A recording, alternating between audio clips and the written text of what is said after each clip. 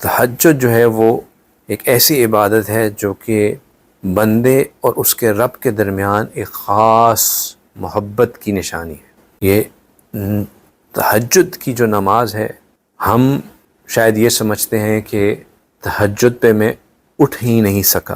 اکثر لوگ اس کو یوں گمان کر لیتے ہیں کہ میں تہجد کے وقت میں اٹھ ہی نہیں سکا، مصروفیت اور تھکاوٹ اتنی زیادہ تھی کہ تہجد پہ اٹھنا ہی نہیں ہوا۔ ہمارے اکابر مشائخ اس کو یوں نہیں دیکھتے، وہ یوں دیکھتے ہیں کہ شاید ایسا ہو کہ تہجد کے وقت تمہیں اللہ سبحانہ تعالیٰ تمہارا چہرہ ہی نہیں دیکھنا چاہتے تھے۔ یہ نہیں ہوا کہ تم اٹھ نہیں سکے، یہ ہوا کہ تمہیں اٹھایا ہی نہیں گیا، اٹھنے ہی نہیں دیا گیا۔ یہ جو تہجد کے وقت اٹھنا ہے، میں اپنے دوستوں کو ہمیشہ ایک مثال دے کے سمجھاتا ہوں کہ ایمریٹس ایئر لائن، ان کا ایک لوئلٹی پروگرام ہے جس کے وہ اسکائی ورڈز پروگرام کہتے ہیں۔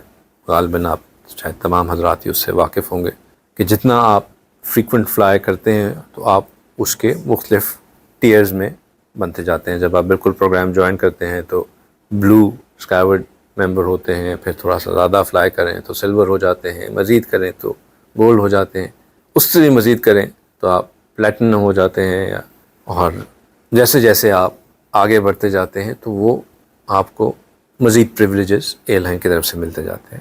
لیکن ان کی ایک ٹیئر ایسی ہے جس کو وہ کہتے ہیں انویٹیشن اونلی، آئیو، اور وہ ٹیئر ایسی ہے جس میں باقی تمام ٹیئرز میں آپ خود آپ کی محنت سے اوپر چلے جاتے ہیں۔ کہ مثال کے طور پہ آپ نے اتنا فلائی کیا تو آپ بلو سے سلور ہو گئے، اتنا زیادہ فلائی کیا تو سلور سے گولڈ ہو گئے، گولڈ سے پلیٹینم ہو گئے۔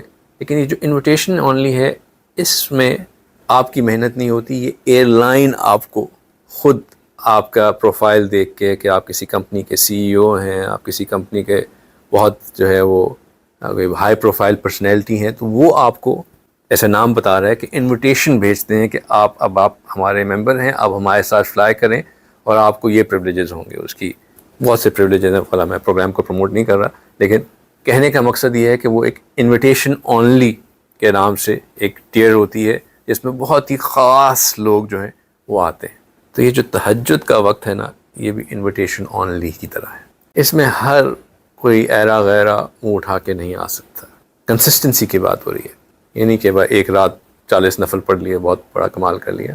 ہر رات ایک ہی مخصوص وقت پہ اٹھ کے عبادت کرنا، تلاوت کرنا، نفل پڑھنا، مراقبہ کرنا، دعا کرنا، یہ جو توفیق ملتی ہے یہ اللہ کی دی ہوئی توفیق ہوتی ہے۔